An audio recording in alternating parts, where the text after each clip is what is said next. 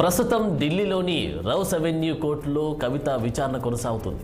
విచారణ అనంతరం కవితను కస్టడీలోకి తీసుకుంటారా లేక రిమాండ్కు తరలిస్తారా అనే విషయంపై మరింత సమాచారం.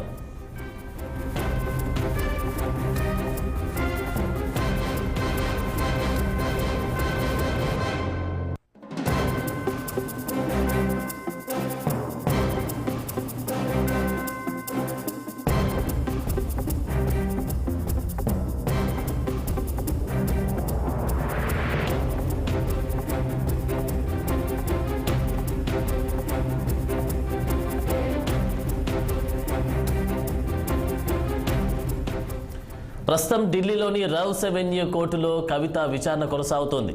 విచారణ అనంతరం కవితను కస్టడీలోకి తీసుకుంటారా లేక రిమాండ్కు తరలిస్తారా అనే విషయంపై మరింత సమాచారం మా ప్రతినిధి మాధవి అందిస్తారు. మాధవి, నుండి చూసుకున్నట్లయితే కవిత విషయము అంత గందరగోళంగా మారిపోయింది. అసలు ఈడీ సమన్లు ఇచ్చినప్పుడు తను అటెండ్ అయి ఉంటే ప్రస్తుతానికి ఈ సమస్య వచ్చేది కాదేమో. మేబీ ఇంటికి వచ్చి తను ఎప్పుడైతే ఇక్కడే అన్ని చూసుకోమని చెప్పారో ఈడీ వాళ్ళు కూడా ఇంటికి రావడం జరిగింది. సో రౌస్ అవెన్యూ కోర్టులో ఈమె విచారణకి అన్ని కూడా సిద్ధం చేశారు. అక్కడ నుండి కూడా ఆయన ఎంకే నాగ్పాల్ బెంచ్ ముందుకి కూడా ఈమె కేసుని తీసుకెళ్లనున్నారు. అక్కడ నుండి ఆ బెంచ్ ముందుకు వెళ్ళిన తర్వాత మరి ఆ న్యాయమూర్తి ఇచ్చే తీర్పును బట్టి కూడా సాక్ష్యాధారాలను బట్టి రిమాండ్కి తరలించాలా లేదా అనే దానిపైన కూడా కొంచెం ఉత్కంఠ నెలకొనింది. ఓకే మాధవి, మరి ఈ యొక్క ఢిల్లీ విషయానికి సంబంధించి మనం చూస్తే ఢిల్లీలో ప్రస్తుతం అయితే కోర్టులో హాజరుపరిచేటువంటి కవిత విషయాన్ని మనం చూస్తాం. సో మరి దీనికి సంబంధించి కేటీఆర్ ఏ విధంగా స్పందించే అవకాశం కనిపిస్తూ ఉంది, ఏ విధంగా ముందడుగేసే అవకాశం కనిపిస్తూ ఉంది?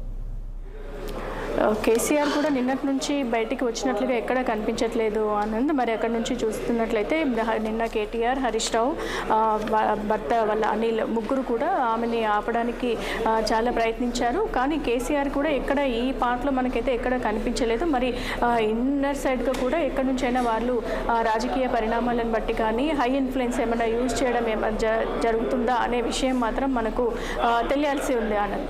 ఓకే, మరి కవితకు సంబంధించినటువంటి విషయానికి వస్తే అక్కడ జరుగుతున్నటువంటి పరిణామాలు అయితే ఒకటొకటిగా ఒక్కొక్క సెకండ్ ఒక్కొక్క పరిణామంలో కనిపిస్తూ ఉంది. మనకి దీనికి సంబంధించి నెక్స్ట్ పరిణామం ఏ విధంగా ఉండబోతుందంటారు?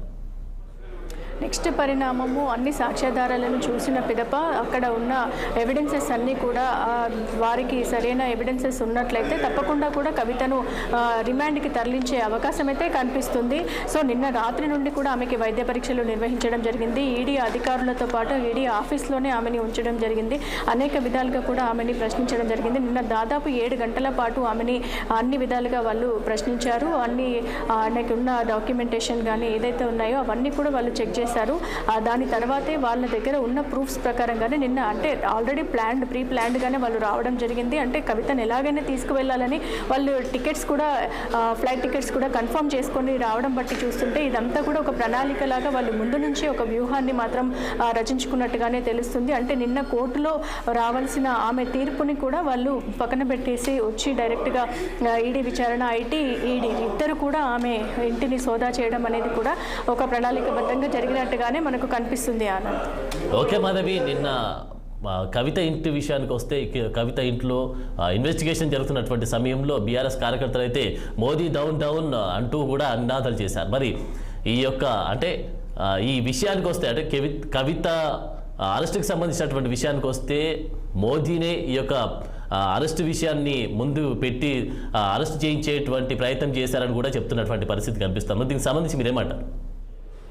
బీజేపీ నేతల్లో మాత్రం ఎలాంటి స్పందన లేదు. నిన్న రాత్రి కూడా కవిత ఈ విషయం ఎప్పుడైతే బయటికి వచ్చిందో అప్పుడు వెంటనే కిషన్ రెడ్డి, కేంద్ర మంత్రి కిషన్ రెడ్డి టెలికాన్ఫరెన్స్ ద్వారా నేతలందరికీ కూడా ఒక సూచనలు ఇవ్వడం జరిగింది. మీరు ఎలాంటి అంటే దీనికి తెలంగాణకి సంబంధించిన విషయంలో కవితకి తెలంగాణకి ఎలాంటి సంబంధము లేదు. అది ఆమె వ్యక్తిగత విషయం కాబట్టి బీజేపీ నేతలంతా కూడా ఎవరికి సంబంధం లేదు ఈ విషయము. వారి విషయంలో మాత్రం ఎక్కడా కూడా మాట్లాడవద్దు అనేది మాత్రం కేంద్ర మంత్రి కిషన్ రెడ్డి టెలికాన్ఫరెన్స్ ద్వారా బీజేపీ వాళ్ళందరికీ కూడా ఒక సూచనలు అయితే ఇవ్వడం జరిగింది. సో దీన్ని బట్టి చూసుకున్నట్లయితే అంటే ఎవరు చేశారు అనేదాన్ని అంటే సరిగ్గా అదే సమయానికి నరేంద్ర మోడీకి హైదరాబాద్లో అడుగు పెట్టడము, కవితని అరెస్ట్ చేయడము, ఇలాంటివన్నీ జరిగే పరిణామాలను బట్టి చూసినట్లయితే నరేంద్ర మోడీనే చేపించారు అనేది మాత్రం వారు అనుకుంటున్నారు. బట్ మాకు ఎలాంటి సంబంధం లేదు, ఆమెది అది పర్సనల్ ఇష్యూ తప్పితే మాకు కవితకి ఎలాంటి సంబంధం లేదు ఈ విషయంలోని బీజేపీ నేతలు అయితే అంటున్నారు. Anand, thank you Madhav.